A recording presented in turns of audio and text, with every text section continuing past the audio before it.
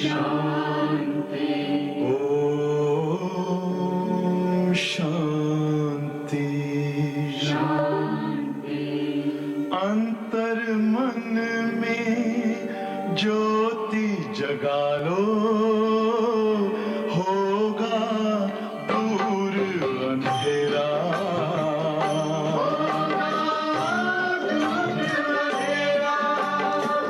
शिव का कर लो ध्यान, आ रहा पावन पुण्य सवेरा।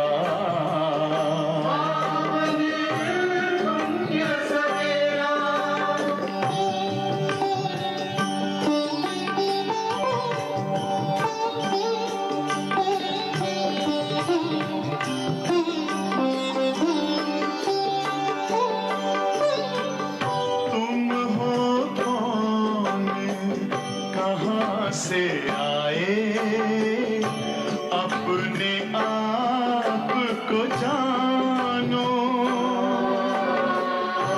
राजयोग के द्वारा अपना परम पिता पहचानो।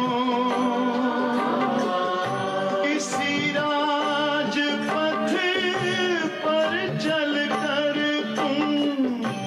पालो अपना बसेरा।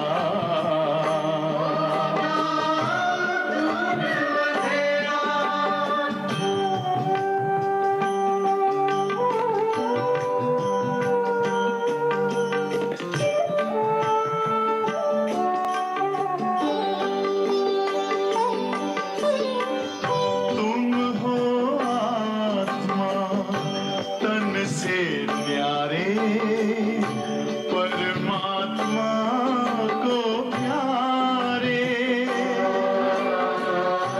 दिव्य गुणों को धारण करके योगी बनो दुलारे।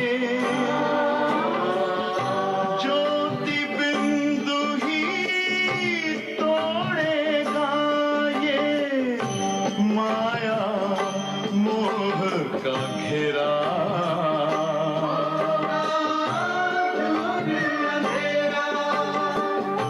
अंतर मन में ज्योति जगा लो, होगा दूर अंधेरा।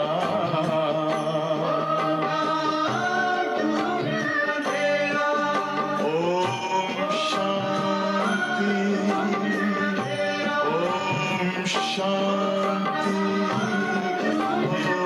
ओम शांति।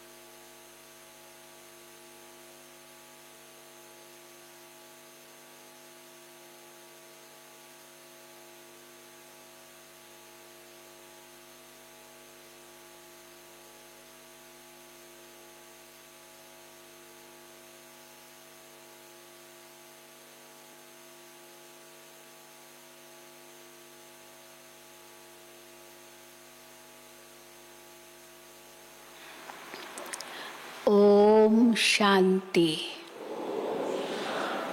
ओम शांति। हिंदी में एक कहावत है जो आज बाबा ने सुनाया है, सांप भी मरे और लाठी भी न टूटे। माना आपका कार्य भी सिद्ध हो जाए पर आपका आधार भी कायम रहे। से सांप को मारते लाठी लेकर, अब लाठी तो लगाई और सांप तो वहीं, और आपकी लाठी टूट गई तो सांप तो मरा ही नहीं। तो सांप भी मरे और लाठी भी न टूटे, आपका आधार भी कायम रहे और जो आप कार्य करना चाहते हैं वो भी सिद्ध हो जाए। ये बाबा क्यों कहते हैं? सेवा के संदर्भ में। कई ऐसे भाई लोग हैं जिनकी हम सेवा करते हैं परंतु युक्ति से नहीं करते हैं। मान लो कोई श्री कृष्ण का भक्त हो, अब सीधा ही उनको कह दो श्री कृष्ण तो भगवान नहीं है, सीधा कह दो, वो आपका अगला वाक्य नहीं सुनेगा, वो कहेगा सॉरी मैं जाता हूँ। तो इसीलिए उनकी भावनाओं को भी ठेस नहीं पहुँचाना है। सेवा भी उनकी होनी चाहिए परंतु उनकी भावनाओं को भी हमें ठेस नहीं पहुंचाना, नहीं तो वो फिर दोबारा तो आएंगे नहीं। इसलिए पहले हमें हमेशा पूछते हैं आप किसको मानते हो। फिर फॉर्म भी भराते हैं तो भी लक्ष्य पूछते हैं आप किस लक्ष्य से यहाँ आए हो। जैसे बाबा कहते हैं ना, आप किसको पानी की केवल प्यास हो और आप उसको 36 प्रकार का भोजन खिलाओ, सामने रखो, वो कहेगा मुझे ये सब नहीं चाहिए, मुझे केवल पानी चाहिए। इसी प्रकार उस व्यक्ति को उस समय क्या चाहिए वो समझ करके उस अनुसार ज्ञान देना है। इसको बाबा कहते हैं सही युक्ति से ज्ञान देना। तो आज की सारी मुरली बाबा की सेवा की जो भिन्न भिन्न युक्तियां हैं वो बाबा ने बताई आज। तो बहुत ही सुंदर रूप से बाबा ने युक्तियां बताई है और अगर हम इस प्रकार से सेवा करेंगे तो बहुत सफलता अवश्य मिलेगी। तो सुनेंगे बाबा के महावाक्य। आज 6/4/2022 है। मीठे बच्चे, ज्ञान की गुह्य बातों को सिद्ध करने के लिए विशाल बुद्धि बन बहुत युक्ति से समझाना है। कहा जाता है सांप भी मरे लाठी भी न टूटे। ज्ञान की गुह्य बातों को सिद्ध करने के लिए विशाल बुद्धि बन बहुत युक्ति से समझाना है। कहा जाता है सांप भी मरे लाठी भी न टूटे, क्योंकि नया ज्ञान है, कहीं लिखा हुआ तो उस रूप से नहीं है जैसे बाबा समझाते हैं, तो इसीलिए युक्ति से समझाना है। प्रश्न है, हाहाकार के समय पास होने के लिए कौन सा मुख्य गुण जरूर चाहिए? एक तरफ भूकंप होंगे, अकाल पड़ेगा, लड़ाइयाँ होगी, खून रेजी होगी, न जाने क्या क्या होगा। बाबा कहते हैं अंत के समय, उस समय उन बातों को देखने लिए भी बहुत शक्ति चाहिएगी। तो बाबा कहते हैं हाहाकार के समय पास होने के लिए कौन सा मुख्य गुण जरूर चाहिए? कौन सा होगा मुख्य गुण जो आप वो सब देख सको? हिम्मत तो होनी चाहिए, वो तो है, लेकिन उनसे भी गहरा गुण उत्तर है धैर्यता का। हाय क्या होगा, हाय हाय नहीं, कहीं चिल्लाते रहते हाय। तो माना जो ऐसे कहते हैं उनके अंदर धैर्यता का गुण नहीं है। धैर्यता का गुण, लड़ाई के समय ही तुम्हारी प्रत्यक्षता होगी। और उस समय हम ही अधीर्य हो जाएंगे तो क्या होगा, कैसे सेवा कर सकेंगे। लड़ाई के समय ही तुम्हारी प्रत्यक्षता होगी। जो मजबूत होंगे वही पास हो सकेंगे। घबराने वाले नापास हो जाते हैं। अंत में तुम बच्चों का प्रभाव निकलेगा। लोग कहेंगे ना, ये लोग देखो कितने अचल अडोल है, लोग तो चिल्लाएंगे रोएंगे और हम उस शांति में रहकर सबको शांति के वाइब्रेशन देंगे तो लोगों पर प्रभाव तो पड़ेगा। अंत में तुम बच्चों का प्रभाव निकलेगा, तब कहेंगे। अब वो लोग तब कहेंगे, क्या कहेंगे? आपने उनको बहुत ज्ञान दिया लेकिन ध्यान नहीं दिया, परवाह नहीं की। आपने यहाँ तक भी कह दिया भगवान आया है, स्वर्ग की स्थापना कर रहा है, अब घर चलना है, स्वर्ग का वर्षा लेना है। आप उनको कहेंगे भी, राय आपने उस बहुत दी है उनको, लेकिन माना नहीं उन्होंने। तो अंत में जब ये सब बातें देखेंगे तो उनके मुख से क्या निकलेगा? वो कहेंगे, अहो प्रभु तेरी लीला अपरंपार। आप आए और हमने नहीं पहचाना। और कल भी बाबा ने कहा उस समय टू लेट हो जाएगा, उस समय कुछ भी कर नहीं सकेंगे। इसीलिए वो उस समय उनके मुख से निकलेगा, अहो प्रभु तेरी लीला अपरंपार, आप आए और हमने पहचाना नहीं। तो बाबा कहते हैं ये भले विलाप करे कि हमने नहीं पहचाना, पर ये उलहना न दे अंत में कि भगवान आप आए और हमें पता ही नहीं चला। ये उलहना हो जाएगा, कंप्लेंट हो जाएगी। वो फिर दोष हम लोगों के ऊपर आएगा कि हमने क्यों नहीं उनको संदेश दिया। तो संदेश तो सबको देना है, आज बाबा ने कहा सबको। फिर वो न माने, वो उनकी तकदीर। वो अंत में उलहना तो नहीं देंगे ना कि हमें पता ही नहीं चला। तो इसलिए बाबा कहते हैं जब सब जानेंगे कि गुप्त वेश में प्रभु आया है, पर अंत में तो कुछ पुरुषार्थ नहीं कर सकेंगे। दूसरा भी प्रश्न है, सबसे बड़ा सौभाग्य कौन सा है? सबसे बड़ा सौभाग्य, बाबा तो हमें कहते हैं तुम पद्मा पदम भाग्यशाली हो। सौभाग्य तो क्या, पद्मा पदम। लेकिन सबसे बड़ा सौभाग्य कौन सा है? वो पद्मा पदम भाग्य नहीं है, पर फिर भी सौभाग्य तो है। कौन सा? उत्तर है स्वर्ग में आना। संदेश मिला, थोड़ा ज्ञान सुना, बाबा को याद किया, कुछ निश्चय बैठा, तो स्वर्ग में तो आएगा ही। ये भी सौभाग्य है। स्वर्ग में आना भी सबसे बड़ा सौभाग्य है। स्वर्ग के सुख तुम बच्चे ही देखते हो। वहां आदि मध्य अंत दुख नहीं होता।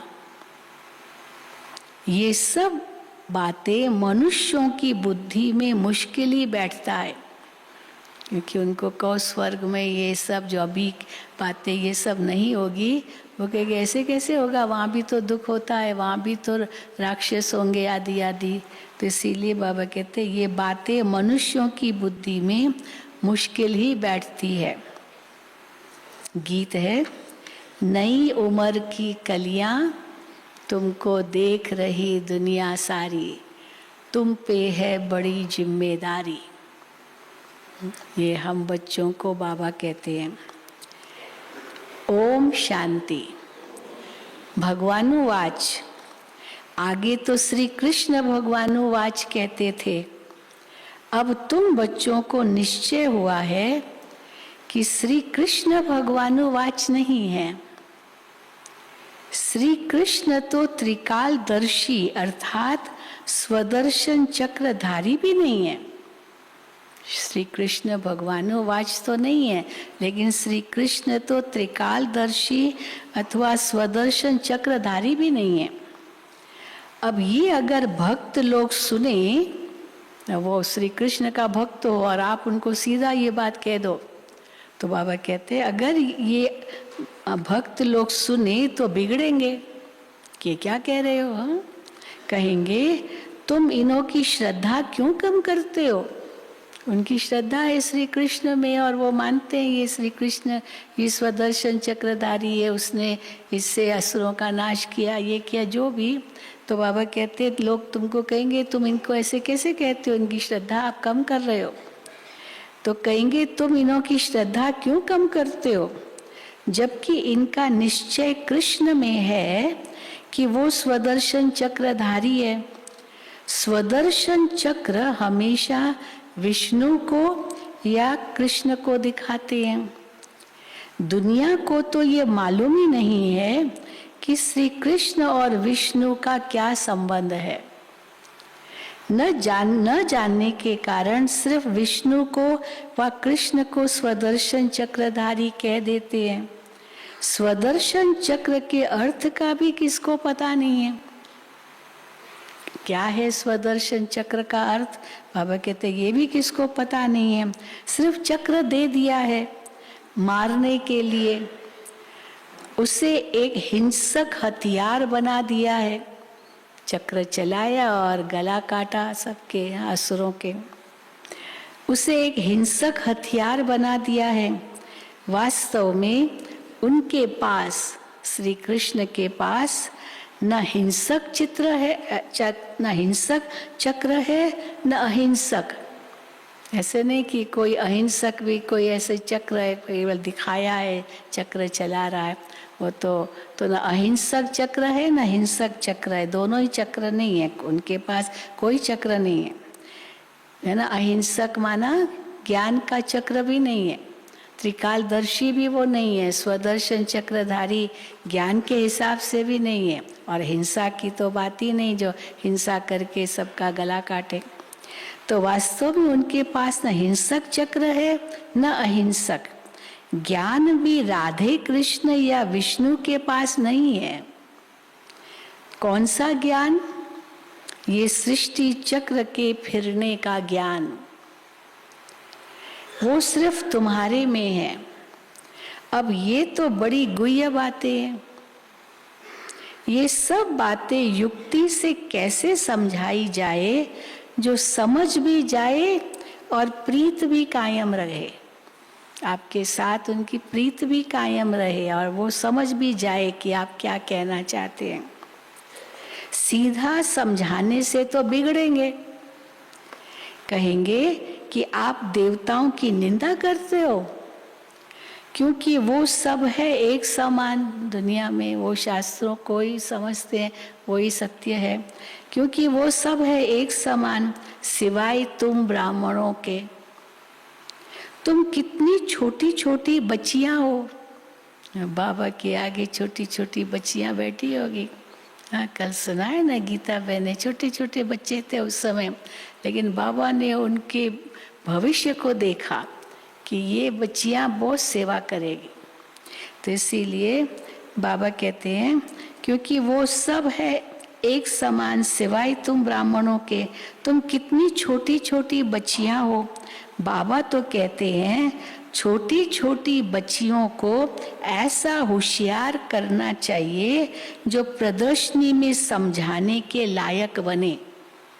छोटी बच्चियां, तो ये जब पढ़ रही थी तो मुझे याद आया कैसे किस्सा, उस समय रमेश भाई ने एक कंपटीशन रखी थी, गीता का भगवान कौन, ये कंपटीशन रखी थी और बड़े विद्वानों को ये भेजा गया था कि आप इस ऐसे कंपटीशन में भाग लें, गीता का भगवान कौन। तो उस समय वीरकर भाई पूना के बहुत बड़े स्कॉलर थे, अपनी सरोजनी बहन है ना जो कलकत्ता में अपनी अस्मिता बहन है, उनके दादाजी, उनके नाना जी, उनकी मदर के फादर, तो वो बहुत बड़े विद्वान थे, स्कॉलर थे, संस्कृत में बहुत शास्त्र पढ़े थे, संस्कृत कॉलेज के प्रिंसिपल भी रहे। तो उसने कहा मैं ये कंपटीशन में भाग लूँगा। तो वो आया था पूना में और वो एग्जीबिशन हुआ, म्यूजियम है मीरा सोसाइटी में। तो एक छोटी सी कुमारी 15 साल की कुमारी थी, उसको कहा कि आप इनको म्यूजियम समझाओ। अब वो म्यूजियम जैसे समझाने लगी, आत्मा का चित्र, उसमें आत्मा क्या चीज़ है, मन बुद्धि संस्कार सहित है, आत्मा और शरीर अलग है, ये दोनों मिला के मनुष्य के जैसे हमारा चित्र है, इतना सरल रूप से समझाने लगी। और वो वीरकर भाई जी वो कैसे उस बच्ची को देखता रहा, देखता रहा, देखता रहा। तो कहा ये आपको ज्ञान किसने दिया? तो कहा ये तो भगवान ने हमको दिया। तो वो अपना अनुभव, वो फर्स्ट प्राइज उसने जीती थी, तो खास यहाँ आया था और उसको भाषण करने लिए कहा। तो उसने अपने भाषण में क्या कहा कि एक 15 साल की छोटी बच्ची ने मेरी आंखें खोल दी, मेरी आंखें खोल दी। मैं 50 साल से इतने सारे शास्त्र पढ़ डाले, इतनी पुस्तकें पढ़ डाली ये जानने के लिए कि आत्मा क्या चीज़ है, लेकिन हमको पता नहीं चला। लेकिन इस बच्ची ने मेरी आंखें खोल दी। हाँ, ऐसा उसने अनुभव सुनाया। तो वही बाबा कहते हैं तुम कितनी छोटी छोटी बच्चियां हो। बाबा तो कहते हैं छोटी छोटी बच्चियों को ऐसा होशियार करना चाहिए जो प्रदर्शनी में समझाने के लायक बने। जिससे ज्ञान है, जिसमें ज्ञान है वो आपे ही ऑफर करते हैं। हाँ बाबा मैं जाऊंगा ये प्रदर्शनी समझाने के लिए, जिसमें ज्ञान है वो आप ही ऑफर करते हैं, हम प्रदर्शनी समझा सकते हैं। ब्राह्मणियों की बड़ी विशाल बुद्धि चाहिए, टीचर्स जो है उनकी बड़ी विशाल बुद्धि चाहिए, किसको भेजना है प्रदर्शनी समझाने के लिए। प्रदर्शनी में समझाने के लिए सर्विसेबल को भेजना चाहिए, सिर्फ देखने का शौक नहीं।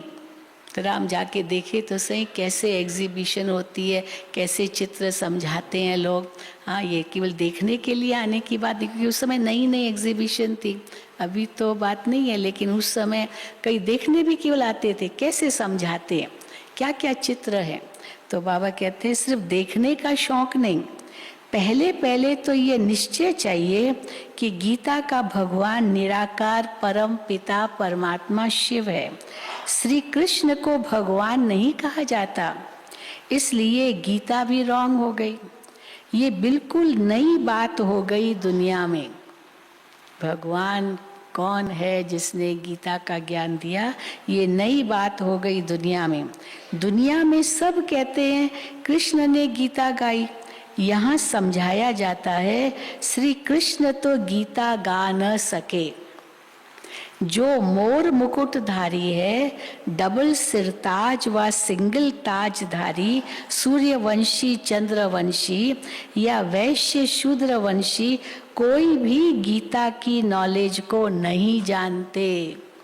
भगवान वाच, डायरेक्ट अथॉरिटी के बोल। वो नॉलेज भगवान ने ही सुनाए, भारत को स्वर्ग बनाया था। तो दुनिया में सच्चा गीता का ज्ञान आए कहाँ से? क्योंकि जब भगवान ने गीता का ज्ञान दिया था तो उसके बाद तो स्वर्ग बन गया, तो फिर आए कहाँ से ये ज्ञान? वहाँ तो ज्ञान है ही नहीं, सतयुग में जरूरत ही नहीं। दुनिया में सच्चा गीता का ज्ञान आए कहाँ से? ये सब भक्ति की लाइन में आ जाते हैं, जो भी शास्त्र है, गीता भी। हाँ, बाबा कहते हैं भक्ति की लाइन में आ जाते हैं। वेद शास्त्र आदि पढ़ते पढ़ते नतीजा क्या हुआ? गिरते ही आए, कलाएं कमती होती ही गई है। भल कितनी भी घोर तपस्या करे, सिर काट कर रखे, कुछ भी फायदा हो न सके। हर एक मनुष्य मात्र को तमो प्रधान जरूर बनना है। उसमें भी खास किसको अति तमो प्रधान बनना है? बाबा कहते उसमें भी खास भारतवासी, देवी देवता धर्म वाले ही सबसे नीचे गिरे हुए हैं। पहले सबसे सतो प्रधान थे, अब तमो प्रधान बन गए हैं। जो बिल्कुल ऊंच पैराडाइज के मालिक थे वो अब नरक के मालिक बन गए हैं। तो तुम बच्चों की बुद्धि में ये रहना चाहिए कि ये शरीर क्या है? पुरानी जुत्ती है, पुरानी जुत्ती जिससे हम पढ़ रहे हैं। देवी देवता धर्म वालों की सबसे जास्ती पुरानी जुत्ती है।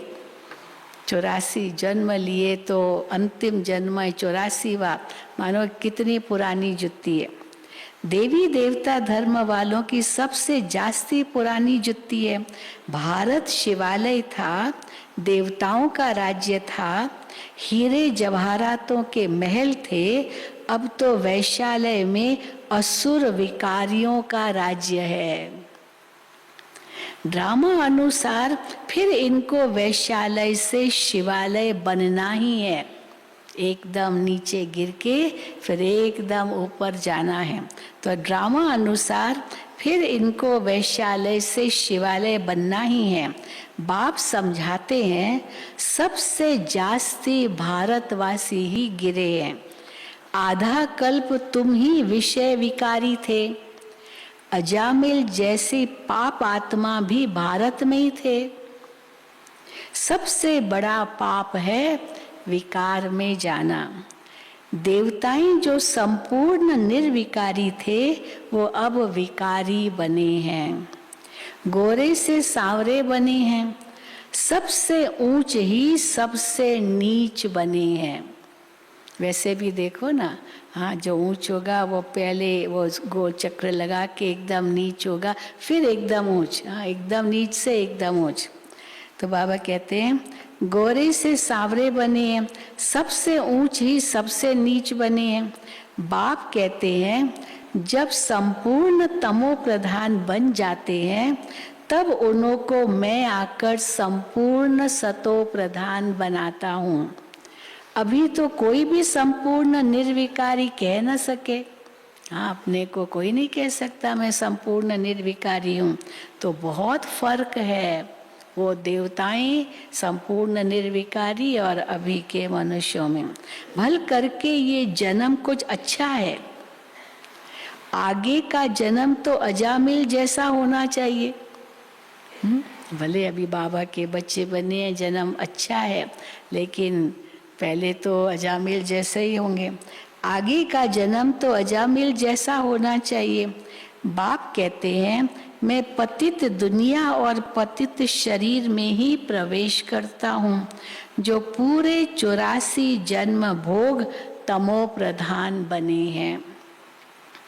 भले इस समय अच्छे घर में जन्म है, बाबा का लौकिक अच्छा ही था। पिताजी तो साधारण ही थे, गांव में पैदा हुए थे हैदराबाद के, और स्कूल मास्टर थे बाबा के लौकिक पिताजी। और माँ तो बचपन में ही गुजर गई थी, तो इसीलिए कोई वो भी इन्होंने वो सुख माँ का भी नहीं पाया।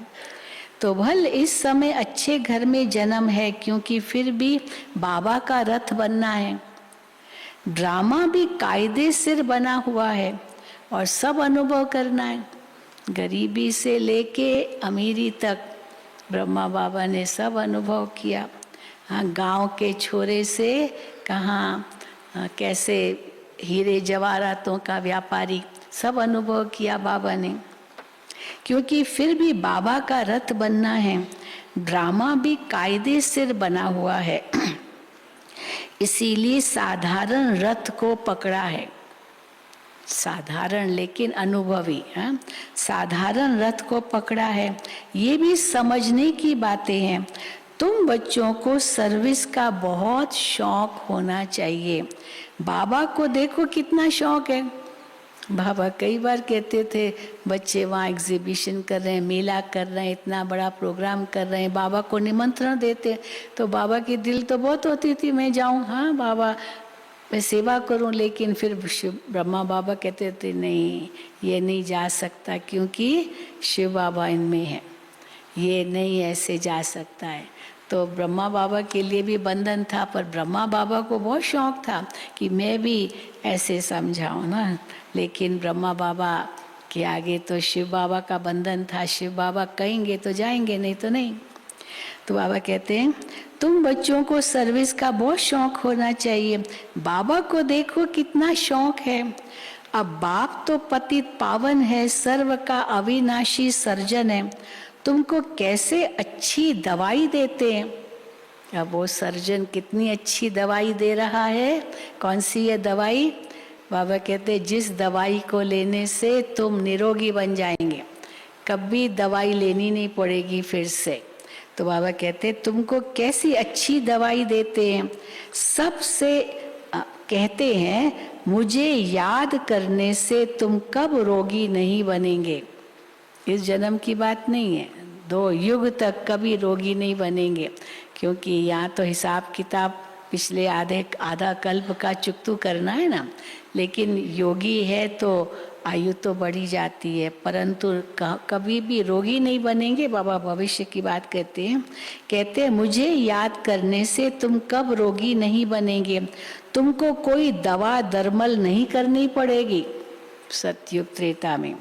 ये श्रीमत है, न कि कोई गुरु का मंत्र आदि है। मुझे याद करो, ये श्रीमत है, ये कोई गुरु का मंत्र नहीं है जो जपना है मनमना भव मनमना भव।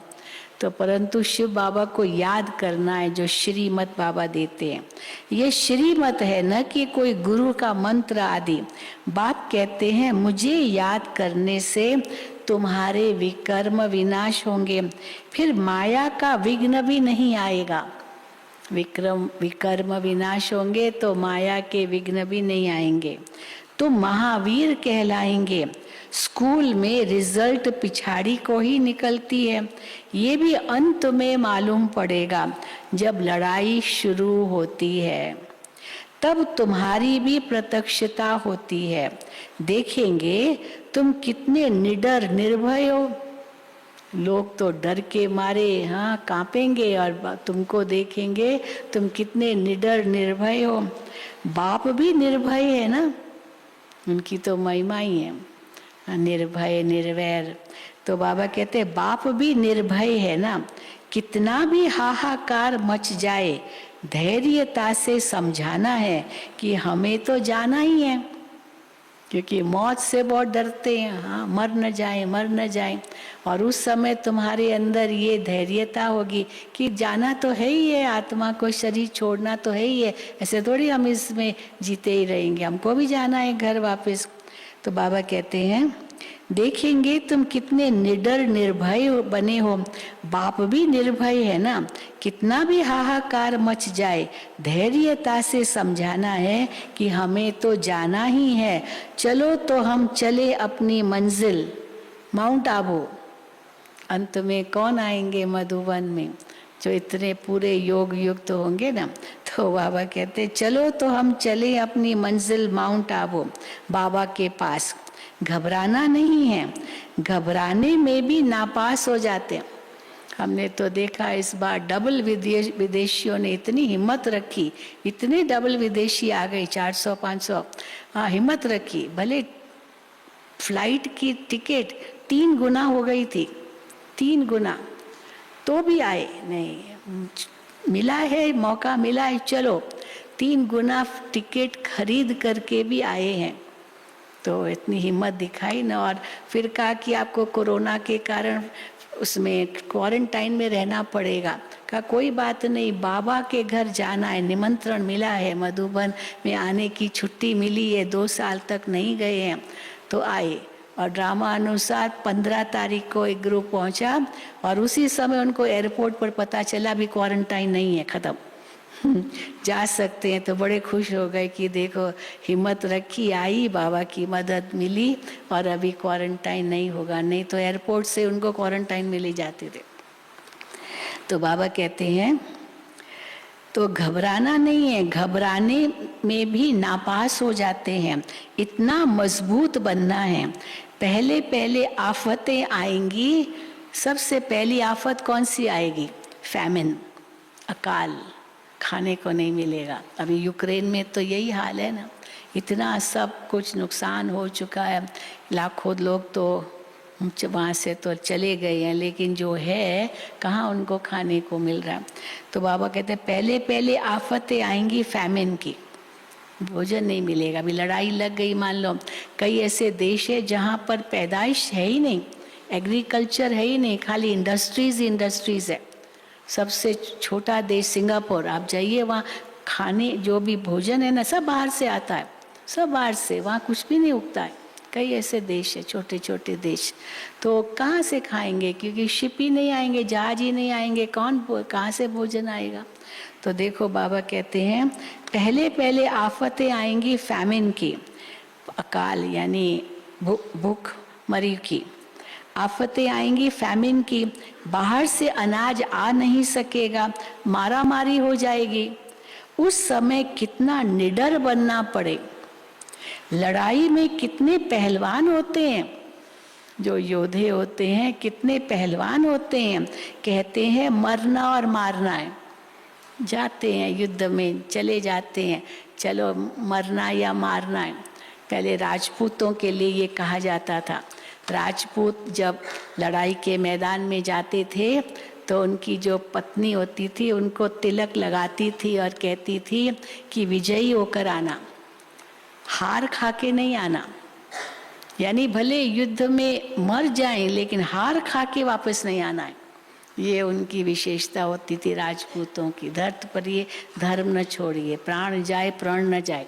तो ये इतने निडर होते थे राजपूत लोग। तो बाबा कहते हैं मरना और मारना है, जान का भी डर नहीं है। भल उनको ये भी ज्ञान नहीं है कि शरीर छोड़ दूसरा लेंगे।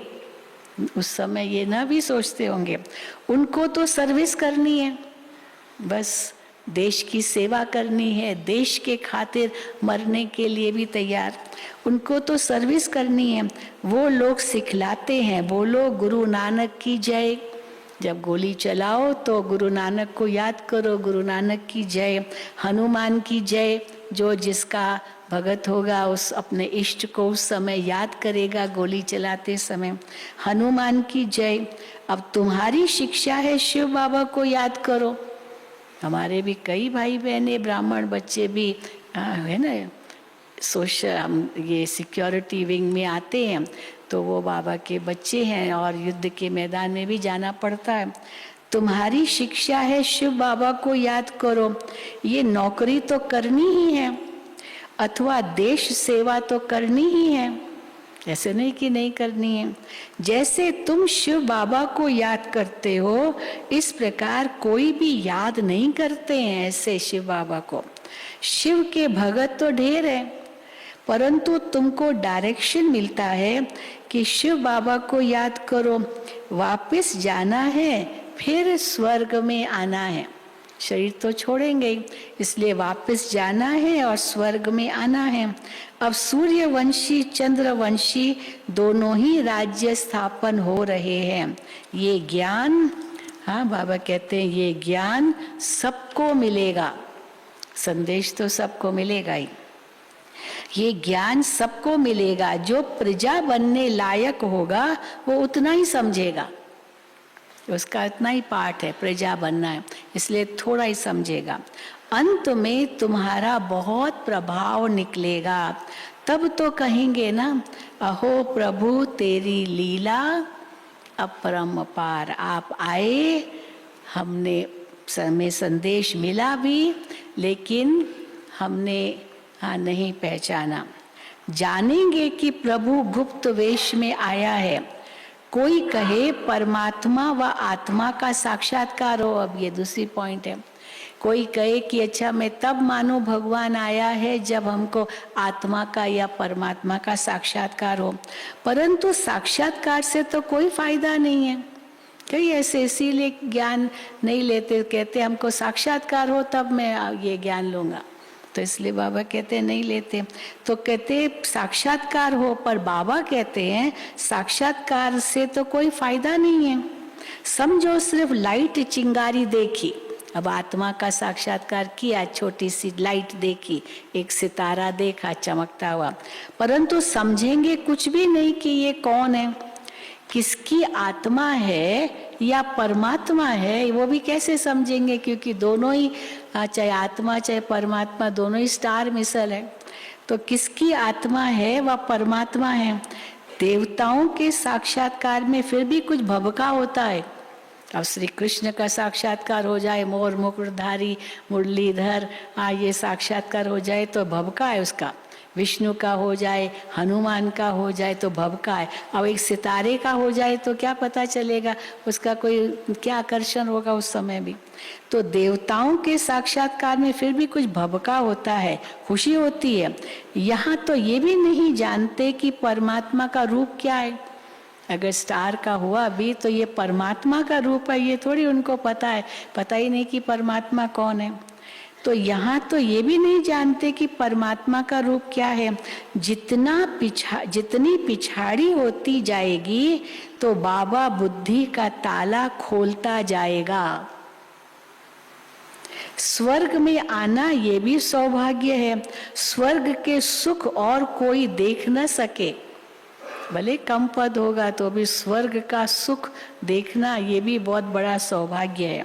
स्वर्ग में यथा राजा तथा प्रजा रहते हैं। अब न्यू दिल्ली नाम रखा है, परंतु न्यू भारत कब था वो तो पता ही नहीं। न्यू दिल्ली कहते हैं, परंतु न्यू भारत कब था ये तो पुराना भारत है। नए भारत में तो सिर्फ देवता धर्म था, बिल्कुल थोड़े थे, अब तो बहुत है। कितना रात दिन का फर्क है। अखबार में भी समझा सकते हैं। तुम न्यू दिल्ली न्यू भारत कहते हो, परंतु नव भारत न्यू दिल्ली ये तो नई दुनिया में होगा। नव भारत नया भारत तो सतयुग होगा, अभी कहाँ नया भारत है।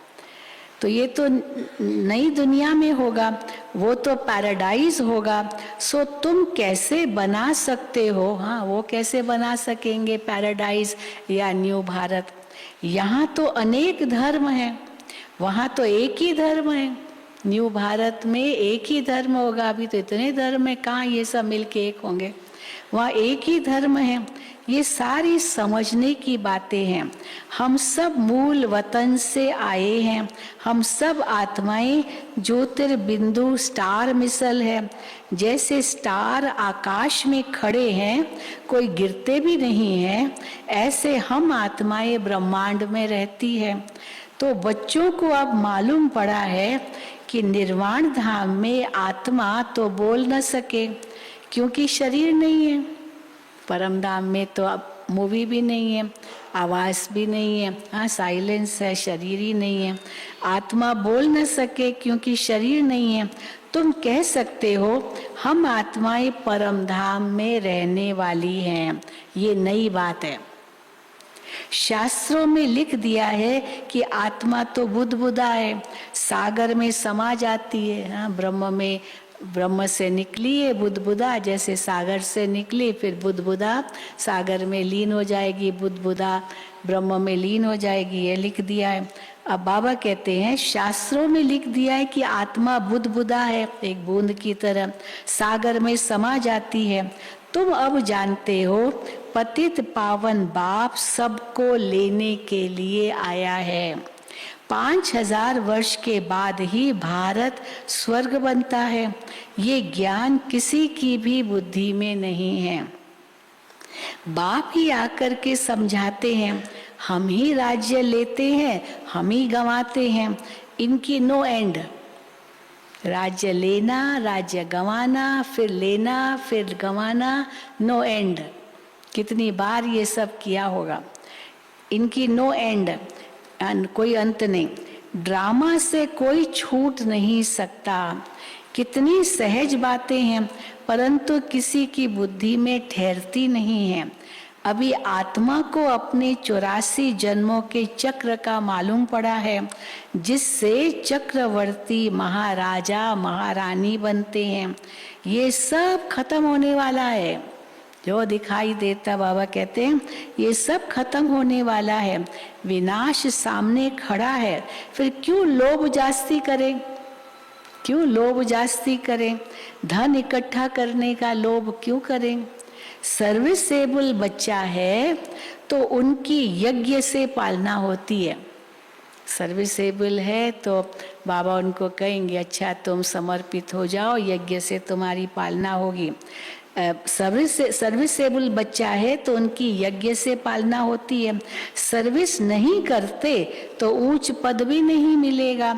बाबा से पूछ सकते हो, हम इतनी सर्विस करते हैं जो ऊंच पद पाएं, क्या होगी बाबा मेरी पोजीशन? बाबा से पूछ सकते हो, इतनी सर्विस करते हैं जो ऊंच पद पाएं।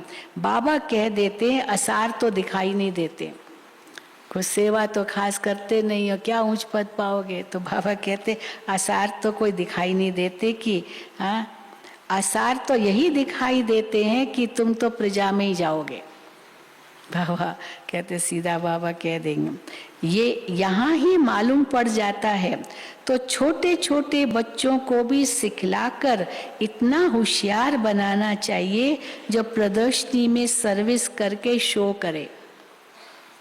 अच्छा, मीठे मीठे सिकिल दे बच्चों प्रति माता पिता बाप दादा का याद प्यार और गुड मॉर्निंग। रूहानी बाप की रूहानी बच्चों को नमस्ते। हम रूहानी बच्चों की रूहानी बाप दादा को याद प्यार गुड मॉर्निंग और नमस्ते। धारणा के लिए मुख्य सार, बाप समान निर्भय निडर बनना है। बाप समान निर्भय निडर बनना है, धैर्यता से काम लेना है, घबराना नहीं है। दूसरा, विनाश सामने है, इसलिए जास्ती धन इकट्ठा करने का लोभ नहीं करना है। ऊंच पद पाने के लिए ईश्वरीय सेवा कर कमाई करनी है। वरदान,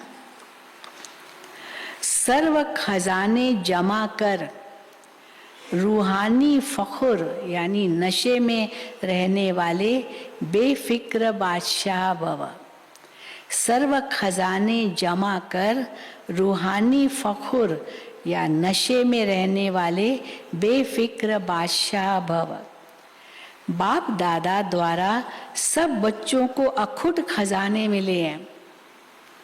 जिसने अपने पास जितने खजाने जमा किए हैं उतना उनकी चलन और चेहरे में वो रूहानी नशा दिखाई देता है। जमा करने का रूहानी फखुर अनुभव होता है। जिससे जितना रूहानी फखुर रहता है उतना उनके हर कर्म में वो बेफिक्र बादशाह की झलक दिखाई देती है। क्योंकि जहाँ फखुर है, हाँ नशा है, फखुर है, वहाँ फिक्र नहीं रह सकता है। या तो फिक्र होगा या तो फखुर होगा। जो ऐसे बेफिक्र बादशाह है वो सदा प्रसन्न चित्त हैं। स्लोगन, ज्ञानी तो आत्मा वो है जो ज्ञान डांस के साथ संस्कार मिलन की डांस जानता हो।